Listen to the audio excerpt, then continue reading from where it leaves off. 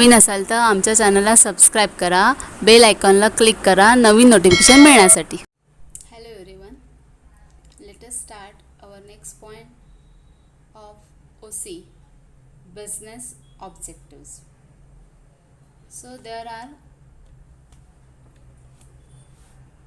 two objectives: economic objectives and social objectives. So all business activities are guided by objectives. So they are further classified as economic objectives and social objectives. So first our point, economic objectives. Economic objectives म्हटलं की लक्षात घ्यायचं की त्याच्यामध्ये earning मनी असतं, आणि social objectives म्हटलं की आपण सगळं सोशल वेलफेअरसाठी आपण त्याचा यूज करतो. तर economic objectives, first point, earning profit. Profit is required for survival of the business and for its growth. So this is first economic objectives, that is earning profits, because every person has to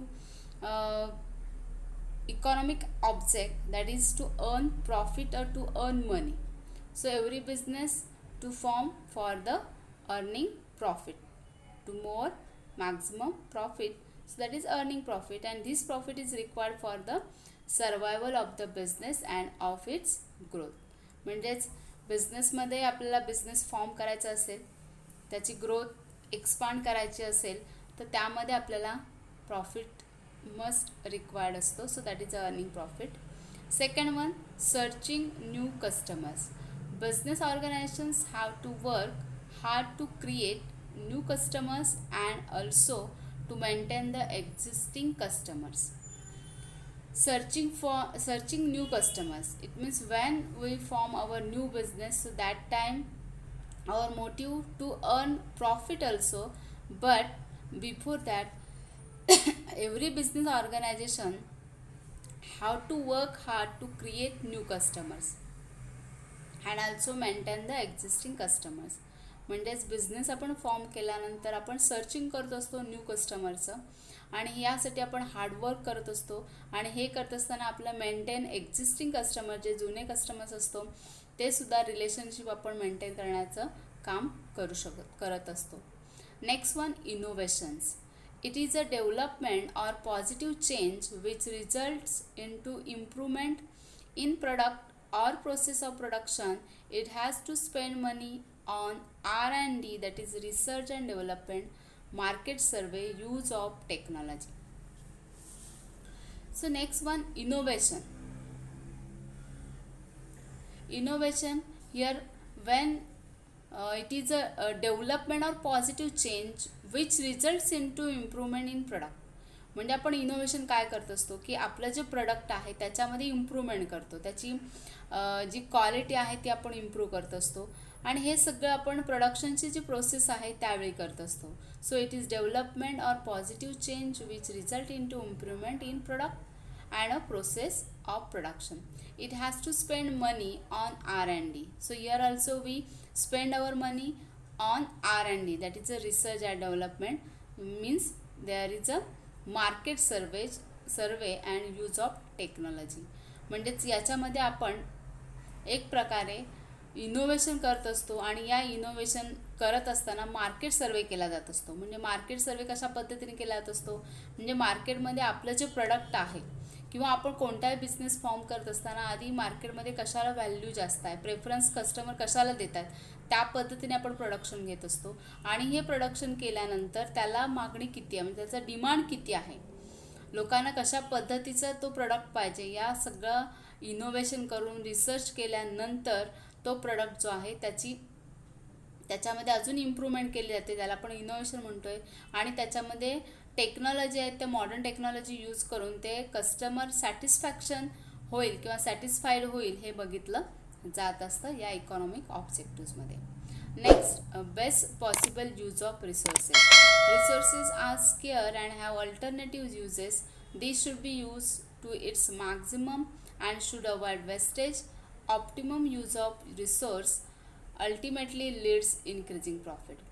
So we know that resources are scarce and they have alternative uses. So here we know that म्हणजेच आपले जे resources आहेत ते square आहेत आणि त्याचे alternatives use केले जात असतात. त्यामुळं यामध्ये जे रिसोर्स आहेत त्यांचा जास्तीत जास्त यूज करून वेस्टेज अवॉइड केलं जातं आहे.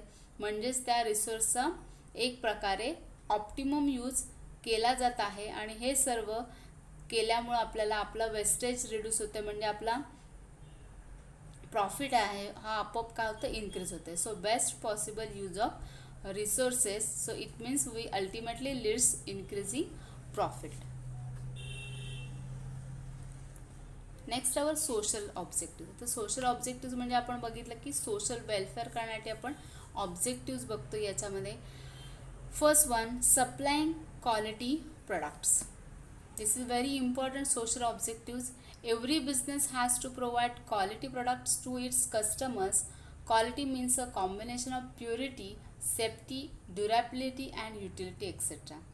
तर यामध्ये फर्स्ट ऑब्जेक्ट जो आहे तो म्हणजे सप्लाइंग क्वालिटी प्रोडक्ट्स. म्हणजे इथं बिझनेसमॅन जो आहे तो क्वालिटी जो प्रोडक्टचं देतो आहे तो एक प्रकारे ज्यामुळं बिझनेस कस्टमर आहे तो सॅटिस्फाय झाला पाहिजे. So every business has to provide good quality to its customers. And quality म्हणजे क्वालिटी कुठली येते की combination of purity, safety, durability, utility.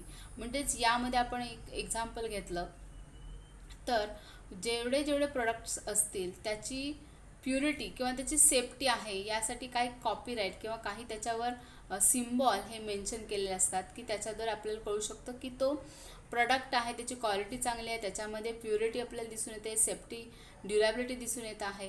ही सगळं त्या प्रोडक्टवर मेन्शन केलं असतं. So that is a supplying quality products. Next, avoiding unfair trade practices. Unfair trade practices like black marketing, misleading advertisement, wrong measurement etc. should be avoided. It is important for survival and growth of business unit. म्हणजे याच्यामध्ये avoiding unfair trade practices म्हणजे trade करत असताना त्याच्यामध्ये काही unfair avoid केलं जात असते. म्हणजेच काही गैरव्यवहार ज्याला आपण म्हणतोय ते आपल्याला मोठ्या प्रमाणात आपल्याला दिसून येत असतात. म्हणजे यामध्ये अनफेअर ट्रेड प्रॅक्टिस म्हणजे ब्लॅक मार्केटिंग ज्याला आपण काळा बाजार असं म्हणतोय. त्याचप्रमाणे ॲडव्हर्टाइजमेंट केलं जात असते, त्याच्यामध्ये मिसलिडिंग केलं जात असतं. काही रॉंग मेजरमेंट असतात. म्हणजे फॉर एक्झाम्पल आपण बघितलं तर जेमिनीचं मध्ये जो तेल आहे त्याचे जे डबे असतात तर त्या डब्याचं सुद्धा जेमिनीची स्पेलिंग आणि थोडीशी त्या स्पेलिंगमध्ये थोडं म्हणजे JEMIN असं केलं असेल तर जेमिनीचं जे केलेला दिसतोय. म्हणजे तेलामध्ये तो आपल्याला ब्लॅक मार्केटिंग जे म्हणतोय ते आपल्याला इथे दिसून येत असतं. कधी कधी फॉर एक्झाम्पल आपण तेलाचे ते डबे बघितले तर ॲडव्हर्टाइजमेंटमध्ये सुद्धा मिसलिडिंग म्हणजे आपल्याला ते वाटतं की ती फेअर अँड लवलीचीच ॲड आहे पण त्याच्यामध्ये फेअर अँड लवलीचं थोडंफार चेंज करून ती स्पेलिंग वेगळी असते. म्हणजे त्याच्यामध्ये ती ॲडव्हर्टाइजमेंट आपल्याला वेगळी दिसते. रॉंग मेजरमेंट आपल्याला सांगतात की एवढा किलोचा डब्बा आहे किंवा फॉर एक्झाम्पल आपण कांदे विकत घेतले तर कांद्याची जी गोण आपण विकत घेत असतो तर ती आपल्या दारोदारी येणारे जे ट्रकवाले असतात त्यांच्याकडनं आपण खरेदी करत असतो तर त्याच्यावर लिहिलेलं असतं मेजरमेंट 50 किलोची ती बॅग आहे पण ती ॲक्च्युली निघते किती मग 40-45 किलोची. आणि तेच जर आपण दुकानदाराकडून आणलं तर ती 50 किलोचीच आपण बॅग ही त्याचं माप घेऊनच आपण 50 किलोची बॅग घेऊन येतो. So there is a wrong measurement. It means avoiding unfair trade practices should be avoided and it is important for survival and growth of a business unit. म्हणजे आपण जेव्हा बिझनेस टिकून ठेवायचं आपल्याला त्यावेळी हे सगळ्यात महत्त्वाचं आहे ते avoiding unfair trade practices. Okay. Next one, employment generation. Business is a socio-economic institution. Business should create jobs for skilled and unskilled people. So it should provide employment opportunity to economically backward and diverging persons. म्हणजे employment generation म्हणजेच या बिझनेसमुळं काय होत असतं की हा business आपला socio economic इन्स्टिट्यूशनचा आहे.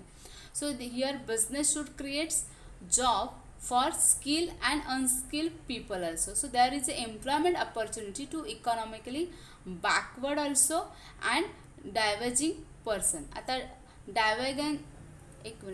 डायव्हर्जिंग पर्सन्स म्हणजे याच्यामध्ये ज्याला आपण अपंग लोक म्हणतो. ओके, तर त्यांना आपण म्हणतो. तर त्यासाठी आणि जे मागास आहे, बॅकवर्ड जी लोक आहेत इकॉनॉमिकली, तर त्यांच्यासाठी एम्प्लॉयमेंट ऑपॉर्च्युनिटी या बिझनेसमुळे शक्य होते. Okay, next one, welfare of employees.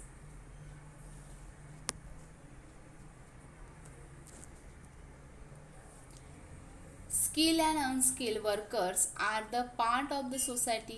So, if employees are properly taken care of, it brings welfare to the society. This can be achieved by providing fair and regular remuneration, good working condition, impartial personal policies, offering incentives, etc. म्हणजे याच्यामध्ये आपण welfare आपण बघितलं की social म्हणजे ज्याच्यामध्ये आपण welfare म्हणतोय, आणि हे वेलफेअर ऑफ एम्प्लॉईज यामध्ये एम्प्लॉईचं वेलफेअर आपल्याला दिसून येत असतं. The skilled and unskilled workers are the part of the society, as we know that there are the skilled and unskilled workers are working in our organization. So if employees are properly taken care of, it's bring welfare to the society. म्हणजे या ठिकाणी जे employees आहे यांनी जर properly त्यांच्या सोसायटीची जर welfare म्हणजे आपण काळजी म्हणतो ही व्यवस्थित घेतली, टेक केअर घेतली, तर अशा वेळी this can be achieved by providing fair and regular remuneration. त्यामुळं काय होणार आहे की ज्यामुळं योग्य तो मोबदला द्यायला असं म्हणतो रेग्युलर रेम्युनरेशन त्या एम्प्लॉईजला अचीव करणं सोपं जातं. आणि good working conditions, impartial personal policies, offering incentives etcetera. म्हणजे याच्यामध्ये एक प्रकारे पर्सनल पॉलिसीज ज्या आहेत ज्याच्यामध्ये वेगवेगळ्या ठिकाणी आपल्याला ज्याचे सुविधा ज्या आहेत ज्याला आपण सर्व्हिसेस आहेत त्या प्रोव्हाइड केल्या जात आहेत. आणि यामध्ये इतर जे त्यांचे रेम्युनरेशन आहेत ते दिले जात असतात. म्हणजेच इतर रेम्युनरेशन आपण बघितलं की एम्प्लॉयमेंटमध्ये त्यांना राहण्यासाठी क्वार्टर्स दिले जात असतात, त्याप्रमाणे कॅन्टीन्सद्वारे फूड प्रोव्हाइड केलं जात असतं. हे सगळं या एम्प्लॉईजला या सोशल ऑब्जेक्टिव्समध्ये मिळत असतं. Next, help to solve social problem. Due to rapid industrialization, many social problems arise like traffic jams, growth of slums, air and water pollution, etc. Business should be aware of this and should try to reduce them. So here, help to solve social problems. So here are social problems just like traffic jams. This is a very important problem, and growth of slums and water solution. म्हणजे याला आपण growth of slum ज्याला आपण म्हणतो की झोपडपट्ट्या मोठ्या प्रमाणात वाढताना आपल्याला दिसत आहे, वॉटर पोल्युशन होताना दिसत आहे, ट्रॅफिक जामसुद्धा मोठ्या प्रमाणात आपल्याला दिसून येत आहे. Because due to the rapid इंडस्ट्रियलायझेशनमुळंच ह्या सर्व समस्या ज्या आहेत त्याला आपण सोशल प्रॉब्लेम्स म्हणतात ह्या क्रिएट होत आहेत. And business should be aware of this and should try to reduce them. आणि मग बिझनेस मात्र करत असताना या सर्व गोष्टींचा विचार करून हे जे प्रॉब्लेम्स आहेत हे जास्तीत जास्त कसे रिड्यूस करता येतील याचा विचार या सोशल ऑब्जेक्टिव्समध्ये, इकॉनॉमिक ऑब्जेक्टिव्समध्ये केला जात आहे, सोशल ऑब्जेक्टिव्समध्ये. Next, contributing to the welfare of the society. Business house should take care of general welfare of the society. For that they should give donation for good cause, offering scholarship for higher education, etc. तर यामध्ये पुढचं जे objectives आहे ते म्हणजेच काय, contributing to the welfare of the society. म्हणजेच business house should take care of general welfare of the society. म्हणजे बिझनेस ज्यावेळी आपण ज्या ठिकाणी इस्टॅब्लिश करतोय त्या ठिकाणी त्या सोसायटीचं वेलफेअर पहिल्यांदा बघितलं जात असतं. म्हणजेच काही जे बिझनेसमॅन आहेत ते डोनेशनसुद्धा या हायर एज्युकेशनसाठी स्कॉलरशिप पण करत असतात. आणि यामध्ये contributing on the welfare of the society आपल्याला इथे दिसून येत असतं. म्हणजेच बिझनेस हाऊस होल्ड जे आहेत ते एक प्रकारे तुम्हाला जनरल वेलफेअर सोसायटीचं कसं होऊ शकेल याच्यावर जास्तीत जास्त भर देताना आपल्याला दिसून येत आहेत.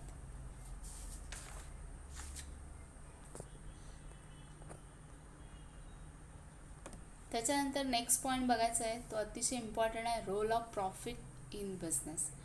Every business operates with an aim to earn profit that is the excess of revenue over cost. As we know that every business has to form to earn maximum profit. Okay, so every business operates with an aim to earn profit, and this profit means, what is profit? Profit is equal to revenue minus total cost.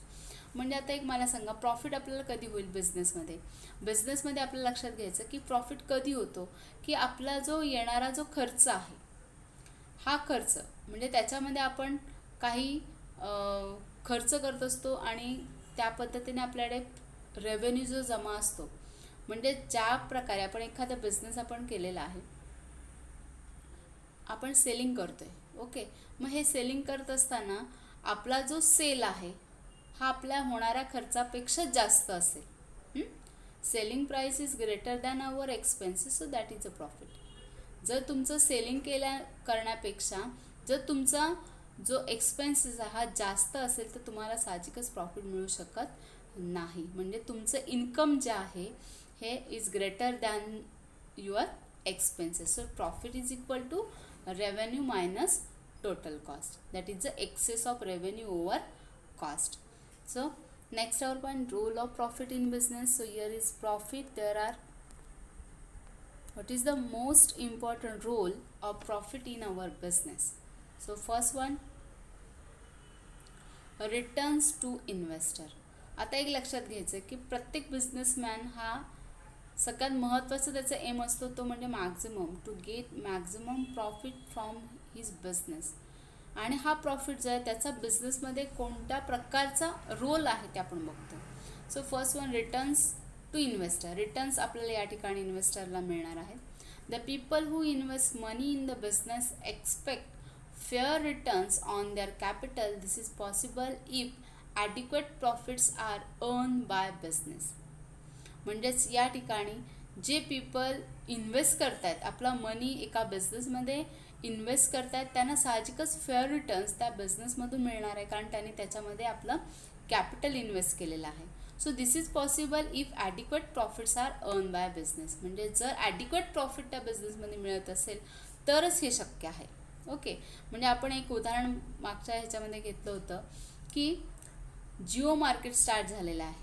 म्हणजे याच्यामध्ये सुद्धा अंबानींनी विचार काय केलं की लॉकडाऊनमध्ये मोठ्या प्रमाणात बघा शॉप जे होते, शॉपकीपर जे होते, ज्याच्यामध्ये फक्त आपलं ग्रोसरीचेच ॲटम विकण्याचेच असेच शॉप्स ओपन होते. मग अशावेळी जिओ मार्केटने काय केलं की मोबाईल, तुम्हाला माहिती आहे की जिओचे अनेक प्रकारचे मोबाईल्समध्येच काय केलं त्यांनी इन्व्हेस्टमेंट केलेले आपल्याला दिसून येते. मग त्याने डायरेक्ट उडी कशामध्ये मारली तर जिओ मार्केटमध्ये.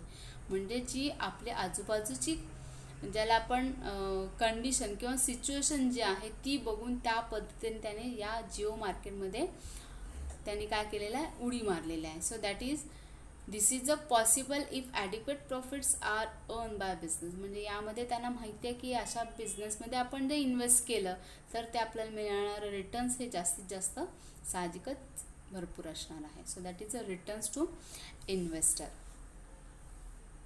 Next one, research and development, that is R&D. Adequate profits enables a firm to spend more on R&D. This can lead to better technology and lower cost. Innovative products benefits the whole nation. So here research and development, that is R&D, and adequate profits enable a firm to spend more on R&D. म्हणजे adequate profit आपल्याला मिळवायचं असेल तर यामध्ये आपल्याला R&Dमध्ये invest करणं गरजेचं आहे. R&D म्हणजेच काय, रिसर्च अँड डेव्हलपमेंट. म्हणजे आपलं प्रोडक्ट मार्केटमध्ये आणत असताना त्याच्या आधी पहिल्यांदा रिसर्च केला जात असतो. त्यामध्ये कस्टमर्सचे काय डिमांड्स आहेत, त्यांचे काय एक्सपेक्टेशन आहेत, त्या पद्धतीने त्या प्रोडक्टमध्ये डेव्हलपमेंट केली जात असते. That is a research and development. आणि मग साहजिकच त्या बिझनेसचा जो एक्सपांड आहे किंवा त्याची ग्रोथ आहे चांगल्या प्रकारे होत असते. So this can lead to better technology and lower cost. Innovative products benefits the whole nation. म्हणजे याच्यामध्ये काय केलं जात असतं की जे न्यू टेक्नॉलॉजी आहे किंवा बेटर टेक्नॉलॉजी आहे ही यूज करून त्याचा जो कॉस्ट आहे म्हणजे जो ज्याला आपण प्रोडक्शन कॉस्ट जो म्हणतोय तो साहजिकच या ठिकाणी कमी केला जात आहे आणि त्या पद्धतीने त्याचा फायदा हा त्या पूर्ण होल नेशनला आपल्याला झालेला दिसून येतं. So innovative products benefits the whole nation. म्हणजे या ठिकाणी जे आपण बेटर टेक्नॉलॉजी यूज करून जे प्रोडक्शन केलेलं आहे म्हणजे इनोव्हेशन जे केलेलं आहे त्या प्रोडक्टमुळे होल नेशनला त्याचा फायदा झालेला आपल्याला दिसून येतो. Okay, next growth and expansion. Retention of profit is the internal source of funds. This profit can be used for increasing the volume of business through expansion and diversification. The portion of the profit is reinvested in the business for further development. So this is very important for our growth and expansion of business. We want more capital or more profit from the business. So retention of profit is the internal source of fund. म्हणजेच या ठिकाणी ज्यावेळी आपण growth आणि expansion करणार आहोत तेव्हा retention of profit ज्याला आपण जास्तीत जास्त प्रॉफिट मिळवणं असं म्हणतो retention of profit, it is the internal source of fund and this profit is use for the increase the volume of business through expansion and diversification. म्हणजे ज्यावेळी आपण डायव्हर्सिफिकेशन करतो म्हणजे याला आपण रिइन्व्हेस्ट करतोय किंवा डायव्हर्सिफिकेशन म्हणजे वेगवेगळ्या ठिकाणी आपण त्याची गुंतवणूक करतोय, इन्व्हेस्ट करतोय, एक्सपान्शन करतोय, तर त्यावेळी या ठिकाणी प्रॉफिट हा महत्त्वाची भूमिका बजावताना आपल्याला दिसून येतो. So the portion of the profit is reinvested in the business for further development. म्हणजेच आपल्याला जर डेव्हलपमेंट दुसऱ्या एखाद्या गोष्टीमध्ये करायची असेल तर त्यावेळी या प्रॉफिटचा मोठ्या प्रमाणात यूज केलेला दिसून येतं आहे. Next, increase efficiency. Profits facilitates payment of various dues in time. It also motivates the employees working in the organization. This finally leads to increased overall efficiency of the organization. So our next profit, that is role of profit, increase efficiency. Profit facilitate payment of various dues in time. म्हणजे यामध्ये ज्यावेळी increase आपण efficiency करत असतो तर त्यावेळी various dues जे असतात म्हणजे जे पेमेंट जे आहे एम्प्लॉईजला आपण जे पेमेंट करणार आहोत तर त्यावेळी पेमेंट करण्यात यामध्ये प्रॉफिट्स अतिशय महत्त्वाची भूमिका बजावत असतो. And it also motivates the employees working in the organisation. म्हणजे जे एम्प्लॉईज आहेत ते जॉब करत आहेत, जे वर्क करत आहेत त्यामध्ये त्यांची एफिशियन्सी कशी जास्त वाढेल. म्हणजे त्यासाठी काय करणार बिझनेसमॅन की त्यांचं एफिशियन्सी वाढवण्यासाठी त्यांना मोटिवेट केलं जाणार, त्यांना एक प्रकारे बोनसच्या स्वरूपात त्यांना पेमेंट केलं जाणार की जेणेकरून तुमचं काम खूप छान आहे आणि मग तुम्ही जास्तीत जास्त त्याची एफिशियन्सी एम्प्लॉईजची वाढवू शकता. यामध्ये profit facilitate payment of various dues in payment and it also motivates the employees working in the organisation. आणि फायनली मग आपला रिझल्ट काय मिळणार आहे की आपल्या बिझनेसचं जास्तीत जास्त क्वालिटी चांगली असणार आहे, त्या वर्कर्सची किंवा एम्प्लॉईजची एफिशियन्सी वाढलेली दिसते आणि त्यामुळे आपल्याला बेनिफिट हाच मिळणार आहे की आपलं प्रोडक्शन चांगलं झाल्यामुळे आपल्याला जास्तीत जास्त प्रॉफिट या बिझनेसमध्ये होणार आहे. So that is a increase efficiency. Next, means of livelihood. Businessmen earn profits, which is their means of livelihood. By earning sufficient profits, they can live a decent standard life through satisfaction of various wants. आता जर बिझनेसमध्ये जर तुम्हाला जास्तीत जास्त profit झाला तर साहजिकच तुमचं जे लाईव्हलीहूड आहे, जे स्टँडर्ड ऑफ लिव्हिंग आहे ते इन्क्रीज होणार आहे, बरोबर. So businessman earn profits which is their means of livelihood by earning sufficient profit. म्हणजे त्याला प्रॉफिट सफिशियंट मिळाला की त्यामुळे त्याचं स्टँडर्ड ऑफ लिव्हिंग वाढणार आहे कारण त्याचं जे वॉन्ट्स आहेत त्या या ठिकाणी सॅटिस्फाईड झालेले आपल्याला दिसून येणार आहे. So that is the businessman earn profits which is their means of livelihood and it means he increase his standard of life through the satisfaction of various wants. Okay, next our point, reward for risk. Profit is considered as a reward for assuming several business risks. Profit also serves as a protection against those risks which cannot be insured, for example, fall in demand, adverse government policy, etc. So reward for risk. एक लक्षात घ्यायचं, if there is business, so there is a risk also. So when there is a several business risk, so this profit is considered as a reward for assuming several business risks. म्हणजे ज्यावेळी आपण business form करतोय तर त्या ठिकाणी लक्षात घ्यायचं की बिझनेसमध्ये ही रिस्क आलीच आणि ती रिस्क आपण काय करतोय, ॲझ्युम करतोय. आणि मग हे रिस्क कसं असू शकतं की एखादा आपण प्रोडक्ट केल्यानंतर त्याचं साहजिकच डिमांड आहे हा कमी आपल्याला झालेला दिसतोय, किंवा काही गव्हर्मेंट पॉलिसी ज्या आहेत त्या ॲडव्हर्स गव्हर्मेंट पॉलिसी आहेत. म्हणजेच यामध्ये एक रिवॉर्ड आपल्याला मिळत असतं की प्रॉफिटद्वारे, की that is a profit is considered as a reward for assuming several business risk. म्हणजेच ज्या ठिकाणी आपण बिझनेस जो आहे त्याचा आपण इन्शुअर नसतंच की आपल्याला त्याच्यामध्ये प्रॉफिट होणार आहे. So here is a profit also serve as a protection against those risks which cannot be insured. Okay, that is a reward for risk. And our last point, that is a survival. If it helps the business to continue to exist in the market, if the business does not make enough profit, it will not survive in the growing competitive environment. Profit means survival in competitive environment. So survival, त्याला असं आपण म्हणतो की त्या बिझनेसमध्ये आपल्याला टिकून राहायचं आहे. So it helps the business to continue to exit in the market.